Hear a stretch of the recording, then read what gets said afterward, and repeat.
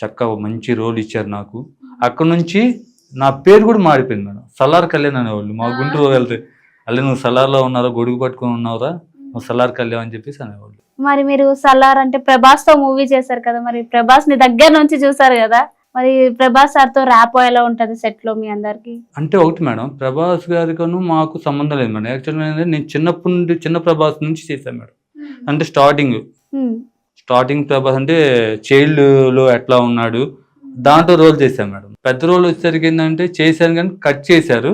కానీ ప్రభాస్ గారు చాలా మంచోళ్ళండి. యాక్చువల్గా చెప్పాలంటే తన పని ఏం తను చేసుకుని వెళ్ళిపోతారు. షూటింగ్ ఉందంటే మనకన్నా 5 మినిట్స్ ముందే వచ్చి రెడీ అయిపోయిందా అని చెప్పేసి అంటారు ప్రభాస్ గారు. ఇంకా స్టార్ట్ చేయండి అంటారు.